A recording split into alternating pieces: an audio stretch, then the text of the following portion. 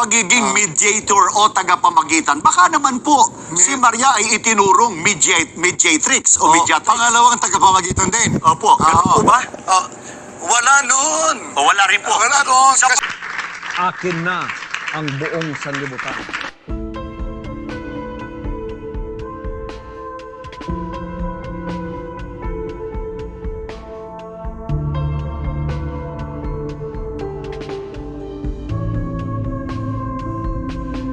Inutil! Tarantado!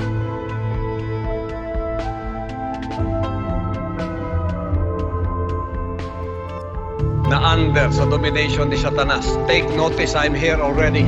Ako po si Gabon. At ito ang Factbusters! Kaya bago muna natin simulan ang ating episode ngayon, iniimbitahan kita na isubscribe itong ating bagong YouTube channel, Factbusters PH, dahil yung lumang channel natin ay nahack po mga kapatid. Kawawa naman tayo, no? Pero pati rin sana ang isa pa nating YouTube channel, Takasuri PH. Paki-subscribe din yan mga kababayan. Ako naman, sige.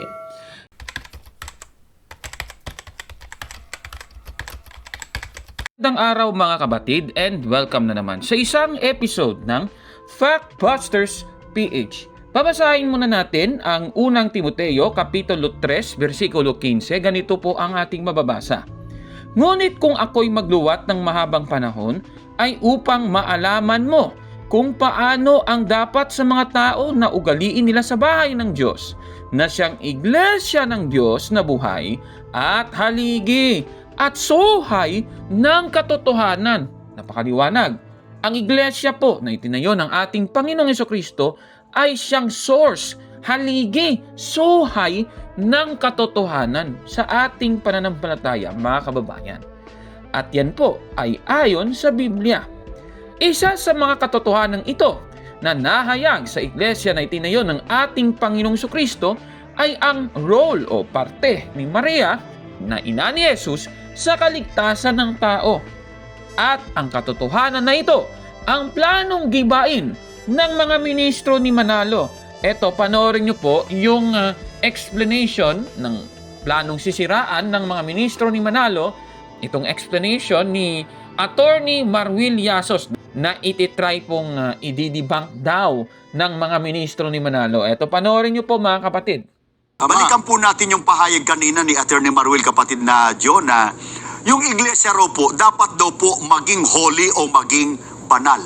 Ano po ang iminamatwid ni Attorney Maruel na isa sa mga Catholic defenders to prove that the Catholic Church should be holy or even the members of it? Mabuti ay panoorin natin siyang mali, kapatid na Michael. The church is holy because the founder is holy. Because Jesus has been pleased to engraft us into Himself by making us His body. Kaya lahat ng kabanalan, lahat ng biyaya ay nagmumula sa ulo. At yan ay si Kristo. Dumadaloy papunta sa katawan. Tayong mga miyembro ng kanyang iglesia. At ang mahal na Birheng Maria ay ang lieg. Dahil siya ang mediatrix of all graces. You see how it is anatomically perfect, no? That symbolism of the church. Ayan, so nakita nyo po at pinakita po ng mga ministro ni Manalo ang video ng isang Catholic apologist na si Attorney Marwil Yasos. Nakita nyo po yan kanina, no, mga kapatid.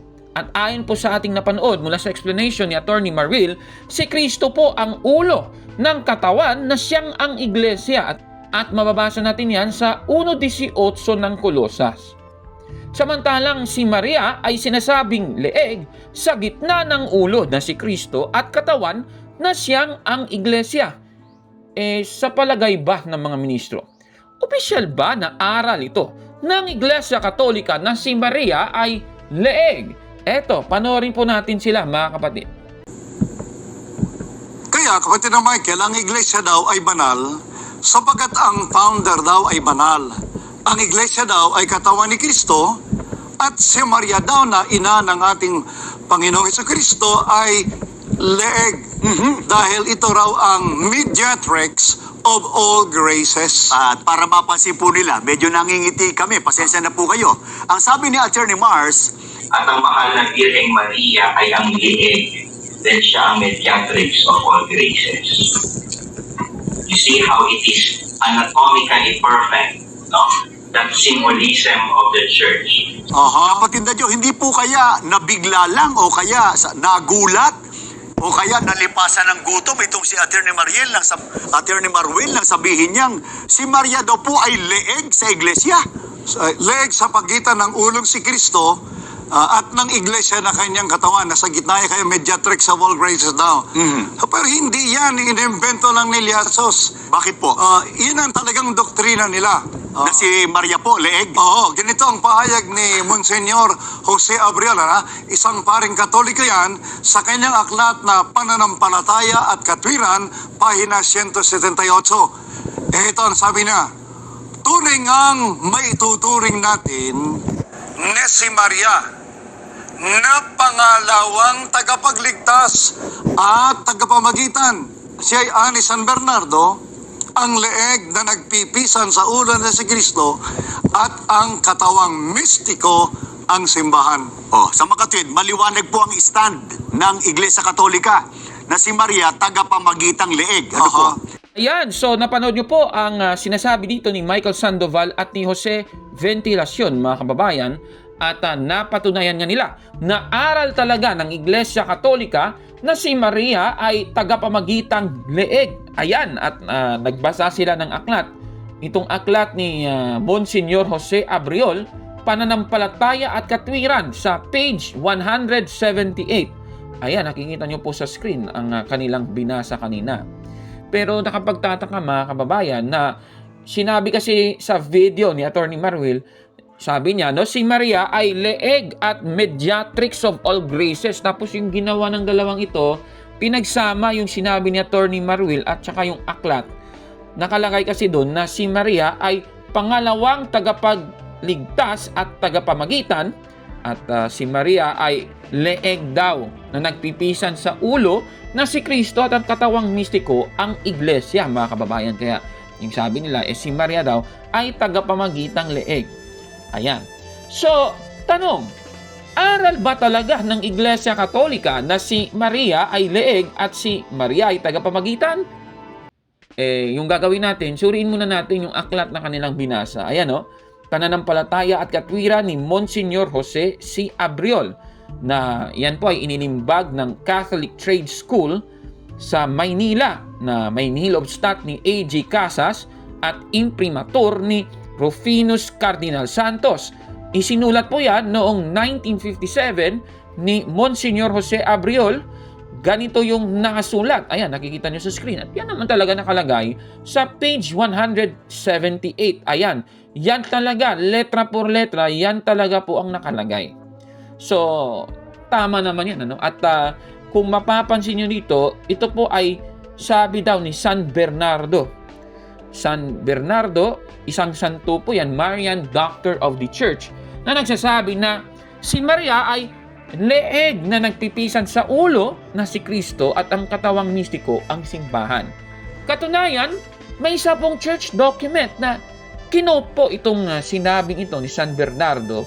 Ito pong Ad Gem Ilium Laetissimum. Yan po ay encyclical ni Pope Pius X na ibinigay noong February 2, 1904, at nakikita nyo po sa screen ang sinabi dito sa paragraph 13. Babasahin ko po sa inyo.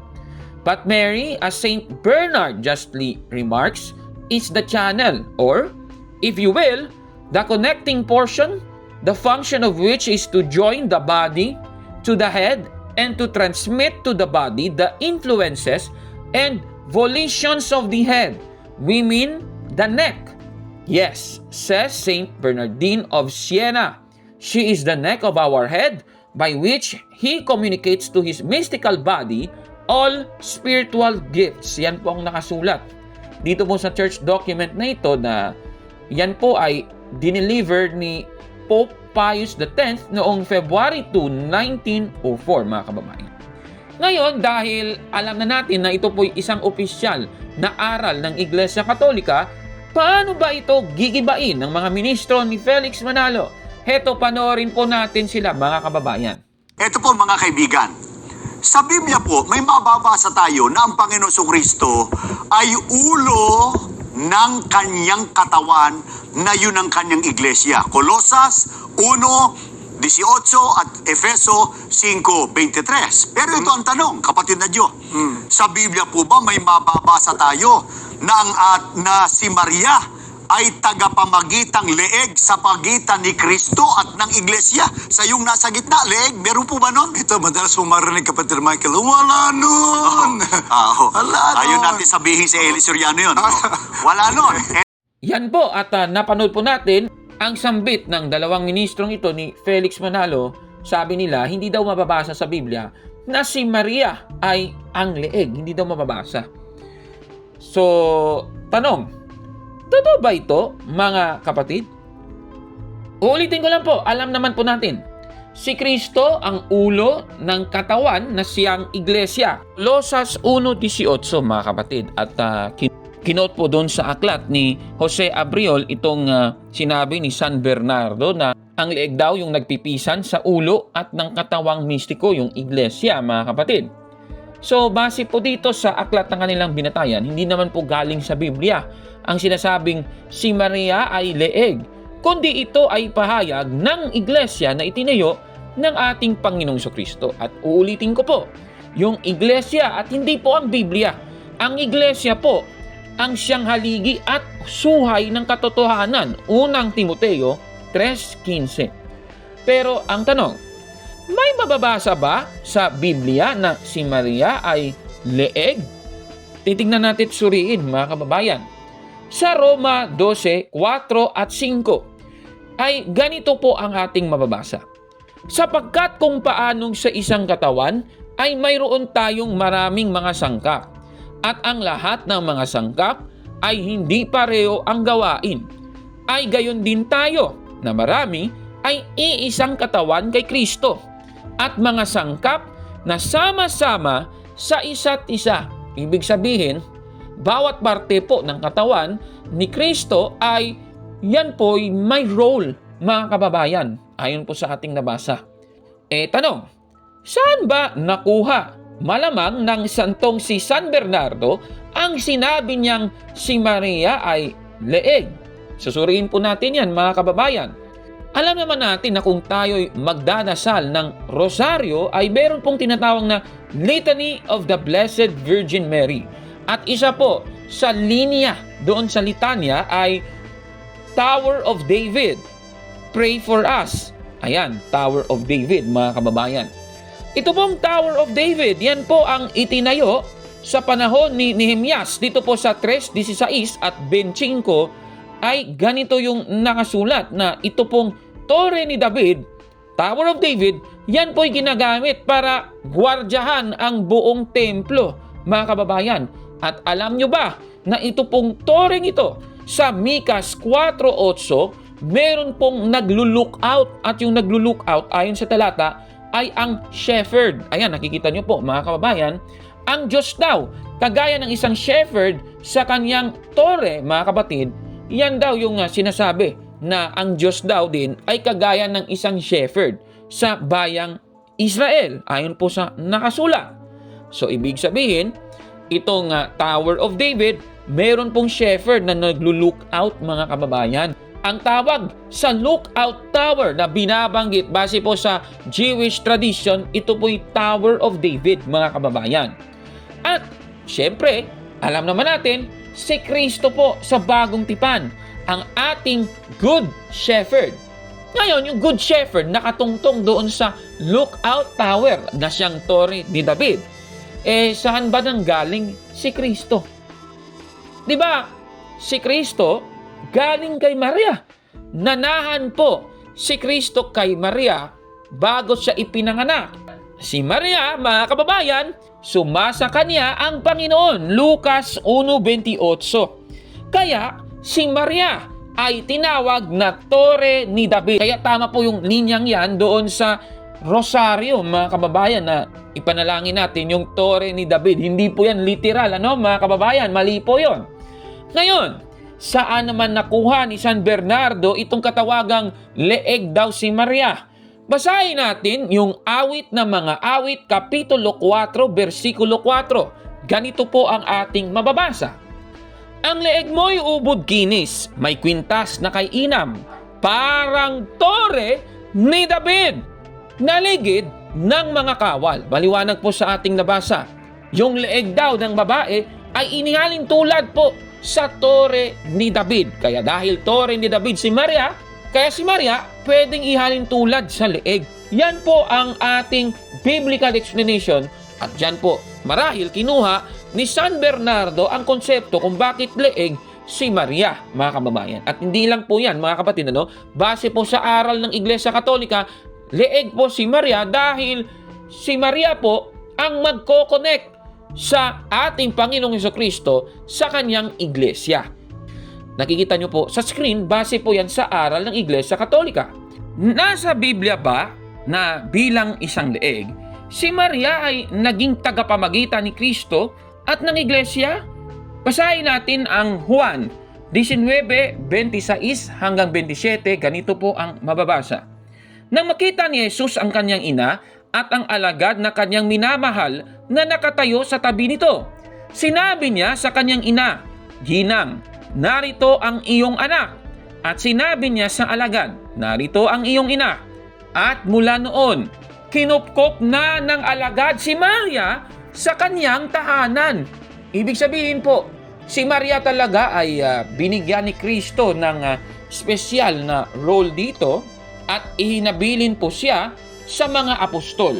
So ibig sabihin, may role po si Maria na gagampanin, mga kapatid. Kaya si Maria ay naging ina, kagaya ng ating binasa, narito ang iyong ina. Sinabi po ni Kristo yon sa mga alagad. So, yan po ang role ni Maria. Si Maria naging ina ng unang iglesia. Kaya nga siya ay leeg. Yan po. At mali talaga itong dalawang ito. Hindi daw mababasa sa Biblia. Sa Biblia po ba may mababasa tayo na si Maria ay tagapamagitang leeg sa pagitan ni Kristo at ng iglesia? Sa yung nasa gitna, leeg, meron po ba nun? Ito, madalas pumarinig, kapatid Michael, wala nun! Wala nun! Ayaw natin sabihin si Eli Soriano yun. Wala nun. Mali. Busted! Yan! Nako! Palpak talagang unawa sa Biblia. Halatang wala sa kanilang katotohanan, mga kababayan. Paano pa ba ito gigibain ng mga ministro ni Manalo? Heto, panoorin po natin. Sapagkat sa Biblia po, ito mga kaibigan, sino po bang ipinakikilala na, unahin natin, yung pagiging tagapagligtas? Kasama po ba si Maria na itinuro ng mga apostol na tagapagligtas? Alam mo, sabi ni Elias, si Kristo raw, pangalawang tagapagligtas. Wala tayong mababasang ganon. Ayon sa Biblia, ang ginawang tagapagligtas ay ang ating Panginoong Kristo. Ito nakasulat sa Gawa 5:31 dito sa CEV. And made him our leader and Savior. Then God gave him a place at his right side so that the people of Israel would turn back to him and be forgiven. God made him as our Savior. Ginawa siya ng Diyos na ating tagapagligtas. Yan ang ating Panginoong Kristo. Wala po bang binanggit na Christ is the primary Savior and Mary is the secondary Savior? Wala po ba nun? Wala nun. Wala nun, kapatid na Michael. Aba, grabe naman yan O sige, suriin nga natin na sabi na nila si Kristo daw ang tagapagligtas, hindi daw si Maria at never daw si Maria naging tagapagligtas.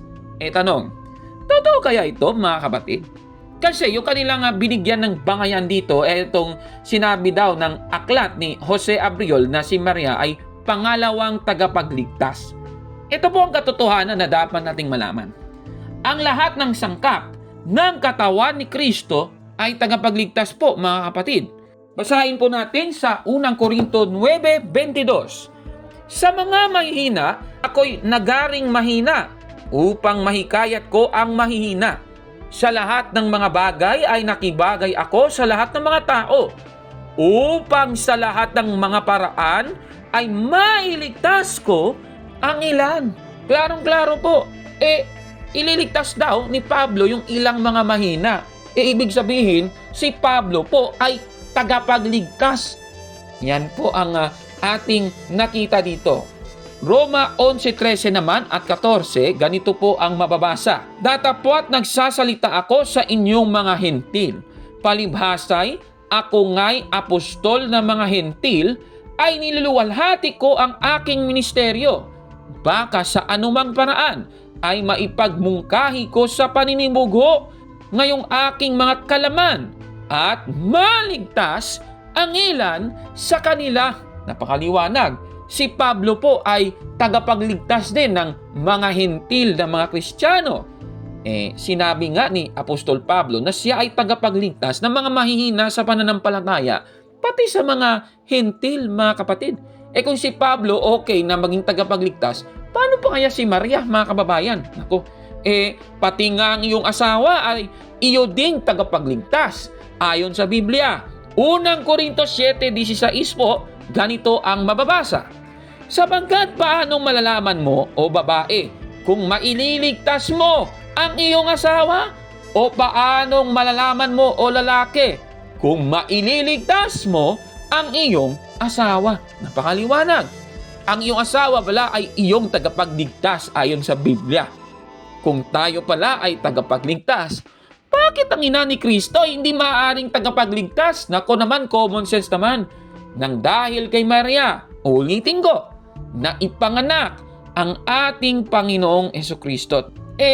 Paano kaya tayo iniligtas ni Kristo kung wala si Maria? Isipin niyo po yun. Kung walang Maria na existido, paano tayo ililigtas ni Kristo? Aber, tingnan nyo nga. Diba? So, ibig sabihin, si Maria ay tagapagligtas. Kaya itong sinasabi ng mga mokong na ito. Sapagkat sa Biblia po, eto mga kaibigan, sino po bang ipinakikilala na, unahin natin, yung pagiging tagapagligtas? Kasama po ba si Maria na itinuro ng mga apostol na tagapagligtas? Alam mo, sabi ni Elias, si Kristo raw, pangalawang tagapagligtas. Wala tayong mababasang ganon. Mali po yan, kaya busted yan. Nako, sa logic pa lang, wala na. Nako Ano ba ang pahayag nilang dalawa? Ito, panoorin po natin. Pagiging mediator o tagapamagitan, baka naman po si Maria ay itinurong mediatrix o mediatrix. Pangalawang tagapamagitan din. Opo, ganun po ba? Wala noon. O wala rin po. Wala noon. Sapagkat nang magturo po si Apostol Pablo, mga kaibigan, ilan at sino po ang tagapamagitang itinuro ng Biblia? Basahin natin ang sinabi niya sa unang Timoteo 2:5 from the Jubilee Bible. For there is only one God, and likewise only one mediator between God and man, the man Christ Jesus. Kaya sa Biblia, iisa lamang ang Diyos at iisa lamang ang tagapamagitan sa Diyos at sa mga tao. Yan ang ating Panginoong Jesucristo. Kaya Ay talaga? Sige nga, suriin nga natin. Ayon po sa kanila, si Kristo ang tagapamagitan at hindi daw si Maria. Tanong, totoo kaya ito, mga kapatid? Susuriin po natin yan, Kasi yung binatayan nila, yung aklat sinasabing, si Maria ay tagapamagitan din, ayon po dito sa aklat ni Jose Abriol. Ngayon, binasa nila yung unang Timoteo 2:5 na ang ating Panginoong Jesucristo ay ang nag-iisang tagapamagitan sa pagitan ng Diyos at ng tao. Unang Timoteo 2:5. Tanong, tutol ba tayo sa nakasulat na ito sa Biblia? Hindi naman tayo tutol kasi aral nga natin yan.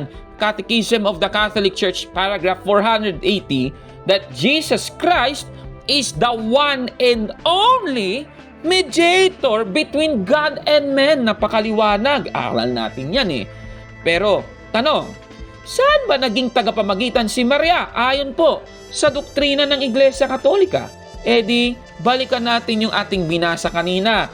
Si Maria po, tagapamagitan kay Kristo at sa kanyang iglesia. Magkaiba po yon. Si Maria po ay tagapamagitan ni Kristo at ng kanyang iglesia. Yung nasa unang Timoteo 2:5, si Kristo naman tagapamagitan ng Diyos Ama at ng mga tao. Ibig sabihin, magkaibang senaryo po ang tinutukoy at hindi po pwedeng gibain ng unang Timoteo 2.5 ang doktrinang ito ng Iglesia Katolika tungkol sa pagiging tagapamagitan ni Maria, mga kapatid. Kaya itong sinasabi nila, Basahin natin ang sinabi niya sa unang Timoteo 2.5 from the Jubilee Bible. For there is only one God, and likewise only one mediator between God and man, the man Christ Jesus. Kaya sa Biblia, iisa lamang ang Diyos at iisa lamang ang tagapamagitan sa Diyos at sa mga tao. Yan ang ating Panginoong Jesucristo. Kaya ako, palso na naman. Kaya, busted, yan, mali. Naku, ano pa ba ang pahayag nilang dalawa? Di, panoorin natin. Kaya kapatid na Diyo, alang-alang sa mga kababayan po nating Katoliko, sana wag naman sila magdaramdam sa atin nang ituro po ng simbahang Katoliko na si Maria raw ay tagapamagitang leeg. Paggalang po ba ito kay Maria na ina ng Panginoon Kristo? I'm sorry to tell them, Brother Michael, pero hindi nila totoong ginagalang si Maria na ina ng ating Panginoon Kristo. Sabi nga ni Derek K. binastos pa nila eh. Dahil sa paglapastangan niyang pagtuturo at walang kinalaman si Maria doon, nang sabihin nilang siya raw ay pangalawang tagapagligtas at pangalawang tagapamagitan. Wala siyang nalalaman dyan sa pinagagawang yan ng mga Katoliko. Kaya kung buhay lang si Maria sa panahong ito, tiyak na magagalit siya kina Atty. Mars at sa iba pang mga tagapagturong Katoliko. Ba? Sige. Grabe namang grabe namang paninira yan sa mga Katoliko, ano? Sabi nilang dalawa, mga kapatid, kung buhay pa daw si Maria, magagalit daw siya sa mga Katoliko na nagtuturo na si Maria ay tagapamagitang leeg. Tanong, totoo kaya itong sinasabi nila, mga kababayan? Suriin nga natin. Alam ninyo, mga kapatid, tayo po mga Katoliko, we are grateful of what Mary has done sa mga buhay natin. Dahil nga kay Maria, ipinanganak si Kristo. Dahil kay Maria, siya po, sa pamamagitan ni Maria, siya ang naging tulay para maipanganak ang ating tagapagligtas. Yung tagapagligtas na namatay sa krus para sa ating mga kasalanan. Sa Lucas 1:48, ganito po yung sinasabi. Sapagkat nilingap niya ang kababaan ng kanyang alipin, sapagkat narito, mula ngayon ay tatawagin akong mapalad ng lahat ng maghahali-haliling lahi. Klarong-klaro, mga kababayan, tatawagin pala si Maria na mapalad.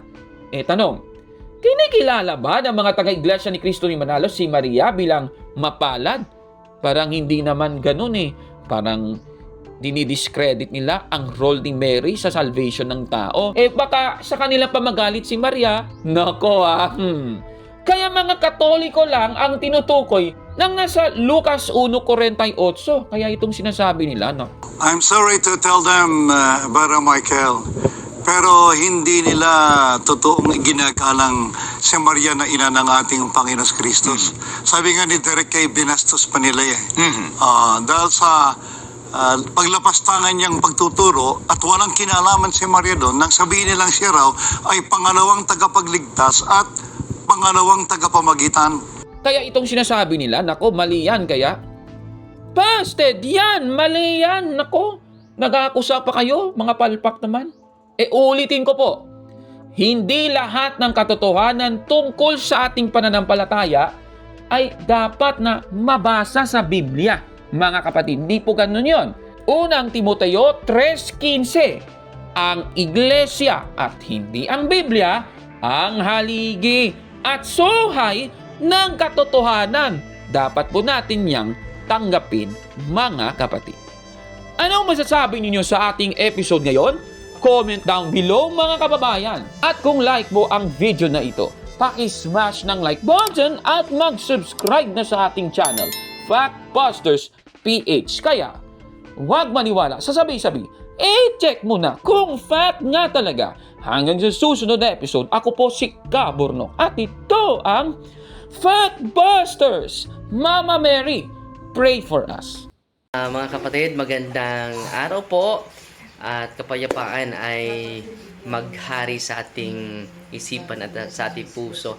At follow and subscribe, Factbuster PH at The Beloved Catholic sa Facebook page ni Kaburnok. At abangan nyo si Kaburnok, no?